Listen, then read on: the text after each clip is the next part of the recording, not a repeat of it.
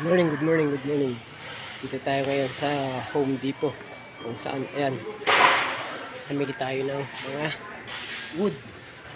Mga treated wood to. Kumbaga, naka-micro siya na chemical. Binabad to kung saan na kahit maulanan siya, maarawan, hindi siya basta-basta mabubulok. Ito yung mga treated wood. Tingnan nyo, kakaiba yung kulay. Ito yung mga hindi treated.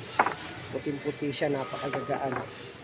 Ito, siguro binabad to sa tubig na may halong chemical na kung saan. Kasi nakalagay doon, naka-micro siya. Kaya, ito, gagamitin natin to sa roof na ginawa natin dati, kung saan papabubungan na, pinabububungan, lalagyan ng roofing. Di ko alam din dito kung ano tawag dun sa pan-roofing nila. Kumbaga sa yero,